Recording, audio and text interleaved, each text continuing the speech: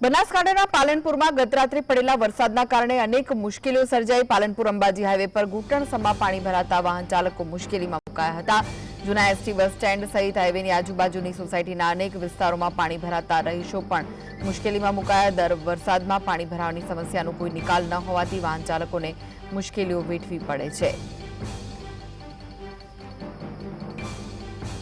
तो पालनपुर में पण धोधमार वरसाद वरस्यो हतो, जेना कारणे अनेक विस्तारों पाणी भराई गया हता।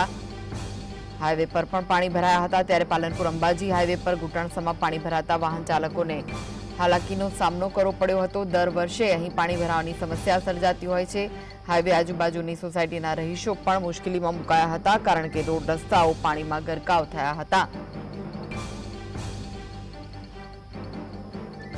जूना एसटी बस स्टेन्ड सहित हाईवेनी आजुबाजुनी जे सोसायटीओ आवेली छे त्यां दर वर्षे આવી રીતે વરસાદ વરસતા પાણી ભરાઈ જાય છે અને જેના કારણે ત્યાં રહેતા લોકોને ભારે મુશ્કેલીનો સામનો કરવો પડતો હોય છે। તો બનાસકાંઠાના પાલનપુરમાં ગત રાત્રે ધોધમાર વરસાદ વરસ્યો, જેના કારણે લોકોની મુશ્કેલી વધી। પાલનપુર અંબાજી હાઈવે પર ઘૂંટણસમાં પાણી ભરાતા વાહન ચાલકો મુશ્કેલીમાં મુકાયા હતા। આ સાથે જ અમદાવાદ आबूनो पण जे हाईवे छे त्यां पण दर वर्षे पाणी भराई जता होय छे, जेना कारणे त्यांथी पसार थता वाहन चालकोने भारे हालाकीनो सामनो करवो पड़े छे। तो बीजी बाजु जूना एसटी बस स्टेन्ड सहित हाईवेनी आजुबाजुनी जे सोसायटीओ छे त्यां पण अनेक विस्तारोमां पाणी भराया हता।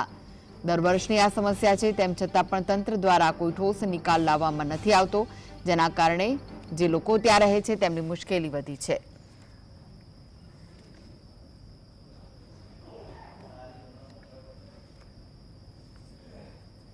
तो आ विषय વધુ માહિતી માટે જોડાઈ ગયા છે સંવાદદાતા ધ્રુવ। બનાસકાંઠાના પાલનપુરમાં પણ વરસાદી પાણી ભરાયા છે। ભારે વરસાદ જે રીતે વરસ્યો છે, શું વિગતો છે? જે રીતે બનાસકાંઠા જિલ્લામાં મોડી રાત્રે જે રીતે વરસાદ ખાસ કરીને જે રીતે બનાસકાંઠા જિલ્લાના પાલનપુરમાં 1 ઇંચ, ડીસા 1.5 ઇંચ સહિત જે વડગામ છે, દિયોદર છે, લાખણી સહિતના જે વિસ્તારો છે તેના અંદર કમોસમી વરસાદ પડ્યો છે। હવામાન વિભાગ દ્વારા પણ આગાહી કરવામાં આવી હતી। રીતે વરસાદની જે રીતે સૂચના મળી તે રીતે માર્કેટયાર્ડના જે સત્તાધીશો છે તે પણ એલર્ટ જોવા મળ્યા હતા। માર્કેટયાર્ડના સત્તાધીશો દ્વારા ખેડૂતોને વેપારીઓની સૂચના પણ કરવામાં આવી હતી।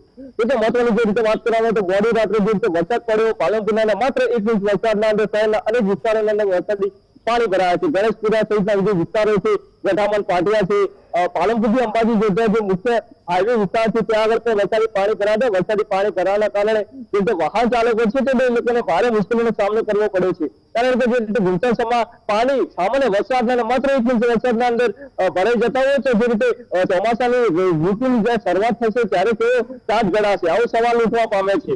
જે રીતે જે પ્રી મોન્સૂનની કામગીરી હોય છે તેના અંદર બી સવાલ ઉઠતા હોય છે, કારણ કે જે રીતે મહિનાઓની મહેનત થતી હોય છે અને જે મુશ્કેલી જે વાહન ચાલકો અને જે સ્થાનિક લોકોને પડતી હોય છે તેના કારણે આ જે સમગ્ર મામલો છે તેની અંદર જે પાલિકાના સત્તાધીશો છે તેની જવાબદારી બનતી હોય છે પ્રી મોન્સૂનની કામગીરી વ્યવસ્થિત રીતે કરવાની હોય છે। જે રીતે માત્ર 1 ઇંચ વરસાદ પડ્યો છે અને પાલનપુરના અનેક વિસ્તારોના અંદર પાણી ભરાયા છે। સોસાયટીના રહીશો જે છે તેઓ પણ ક્યાંક આક્રોશ જોવા મળી રહ્યો છે, કારણ કે સામાન્ય વરસાદના અંદર સોસાયટીના અંદર પાણી ભરાઈ જતા હોય છે, હાઈવે વિસ્તાર રોડ પર પાણી ભરાઈ જતા હોય છે। એટલે હાલ તો પાલનપુરના જે ગણેશપુરા છે, ગઠામણ, પાડિયા છે, જે રીતે તે વિસ્તારોના અંદર પાણી ભરાયા છે અને જે વાહન ચાલકો છે તે લોકોને ભારે મુશ્કેલી પડી રહી છે। બીજી તરફ જે રીતે અમીરગઢ સહિતના જે વિસ્તારો છે તેની વાત કરવામાં તો અમીરગઢમાં પણ જે રીતે મોડી રાત્રે વરસાદ પડ્યો છે તેના કારણે જે ભારે પવન પણ ફૂંકાયો છે તેના કારણે અમીરગઢ સહિતના જે વિસ્તારો છે તેના અંદર બાજરી સહિત જે રીતે બાગાયતી પાકોની વાત કરવામાં આવે છે તેના અંદર જે કેરીના જે પાક હતો તેના અંદર કેરીઓ જે ઝાડ ઉપરથી તમામ ખરી પડી હતી, તેના કારણે ખેડૂતો જે વાવેતર કરતા હોય છે તેમાં પણ તેઓને મોટું નુકસાન વેઠવાનો વારો આવ્યો હતો, કારણ કે જે રીતે મોડી રાત્રે ભારે પવન સાથે વરસાદ ફૂંકાયો હતો તેના કારણે જે ખેડૂતોના ખેતરોના અંદર જે શેડ હોય છે, પતરા હોય છે તે પણ ત્યાં તૂટીને નીચે પડી ગયા હતા। આ ભારે પવન અને જે વરસાદ છે તેના કારણે સ્થિતિ ઉદ્ભવી હતી। જી, આભાર ધ્રુવ।